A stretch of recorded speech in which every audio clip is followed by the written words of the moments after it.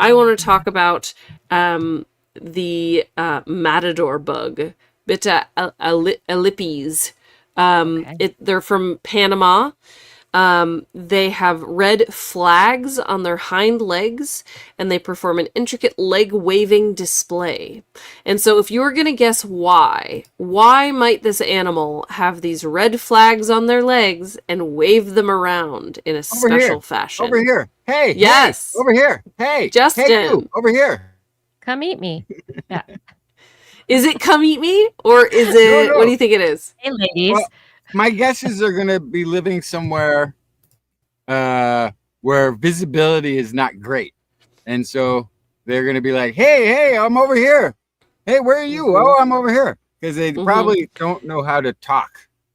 So the assumption would be 9 times out of 10, if you see a colorful display that is partnered with some sort of like dance or action, that is going to be to get the attention of females.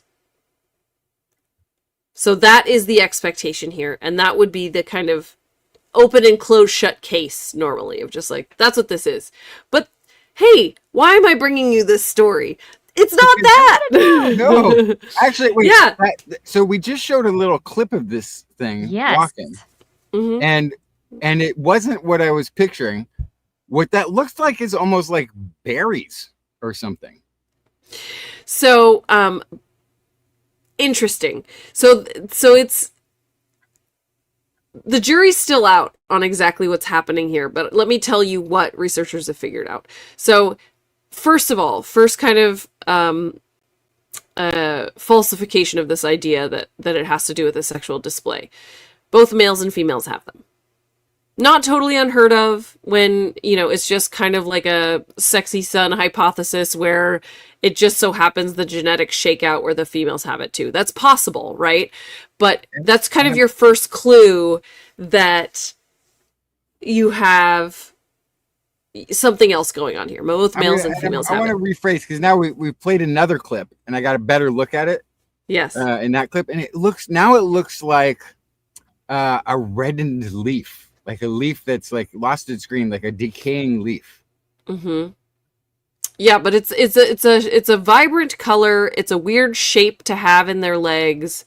It's very unusual. And so if it's not for sexual display, why would they have it? And what Kiki's showing us right now is a video of this matador bug waving his legs in a very particular way at a praying mantis. And as we know, mantises are famous for eating. Everybody. Yeah. And so the flags appear to have something to do with deterring predators, which let's have a reminder of a couple things. So the first reaction to that is like, well, why would you want to call attention to yourself in front of predators? You want to hide. In most cases in the animal kingdom and in real life, if you see a threat, you don't want to be seen. So you'd want to kind of blend into the background.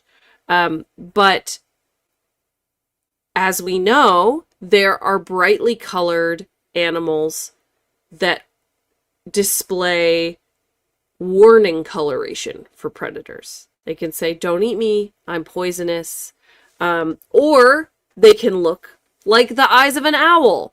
I'm bigger than you are, actually. Stay away from me, right? So there's all sorts of reasons. There's mimicry. There's all sorts of like warning patterns they can have. So there's all different signals that animals can provide to predators that just says like, I'm not worth it. Leave me alone. And so researchers looked at these matador bugs and their reaction to praying mantises, predators, and katydids. Harmless, just conspecifics. Just like, hey, we're on the same leaf. Sup. Right? And so they looked at 3,000 leg waves. On average, bugs increased their waving behavior 7-fold in the presence of mantids, barely ever responded to katydids, and mantids never attacked bugs while they were waving. So this is a signal that mantids are receiving and going, gotcha, have a good day. It's an anti-predator behavior. But the question is, why? Yeah, yeah, exactly. So these flag-waving insects, they eat passion flower vines. They carry toxins. They could be advertising that they are poisonous, like I mentioned before. We don't know that for sure. We don't know if the passion flower vines are specifically poisonous to mantids. We don't know kind of what the indication would be that where they'd have to wave their legs instead of just looking a particular color, right? Like, what's the addition here beyond just looking like they're poisonous? So then the guess, if I can jump in, guess, would be it's doing something particular to the mantis vision that just being a stationary color alone wouldn't have achieved. Great. So the second hypothesis they have is that it actually is confusing their vision somehow.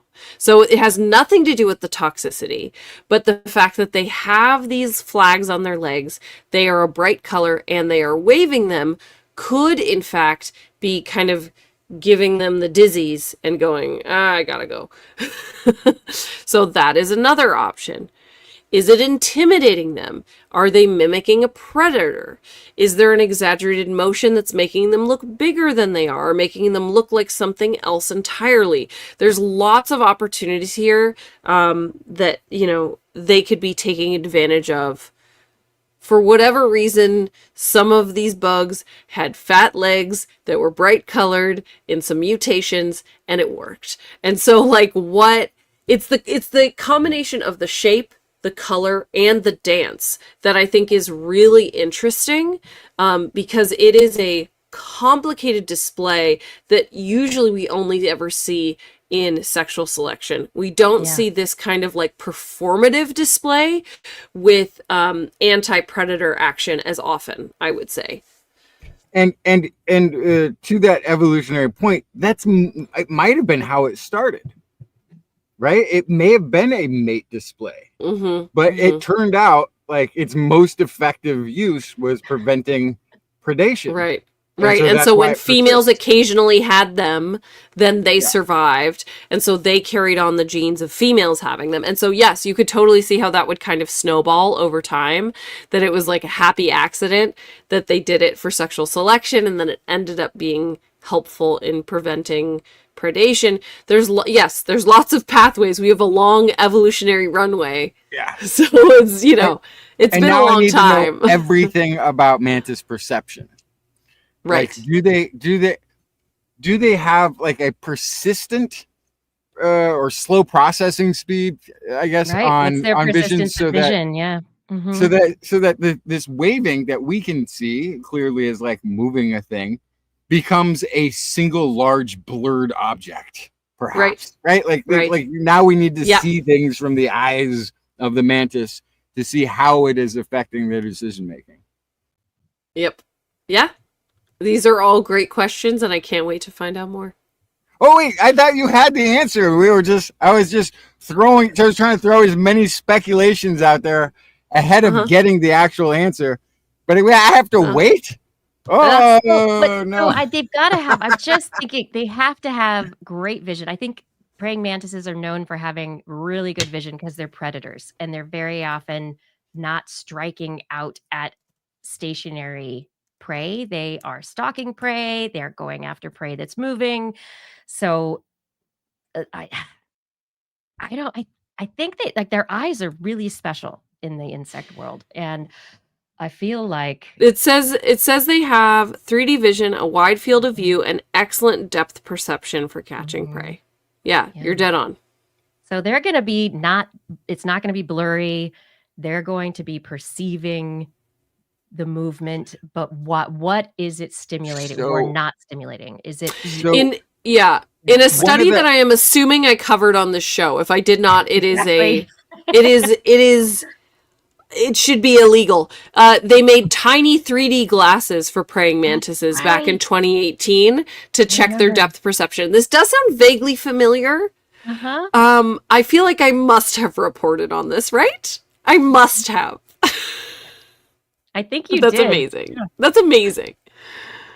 So look at it. So okay, so they have good 3D vision, but maybe it's not like what we would consider the 3D vision, because in that image that you showed, it wasn't just waving, but it was sort of moving things nearer and further away. Each leg was sort of moving these flags closer and then further away, closer and then further away. So maybe it was disrupting the processing of the depth perception. Yeah, apparently, according to previous research, praying mantises have terrible red and yellow vision. Well, those are the colors, right? Yeah. Interesting. So they have great. Yeah, it's interesting they didn't bring that up in the article at all. Yeah. No, we'll get to the bottom of this before the end of the show. Keep digging, Kiki. 6 hours later, huh? I know. We'll figure it out. The three of us. Where's our grant? Anyway, mantises, great vision, except not in color. So what are these yellow and red waving matadors doing? I love it.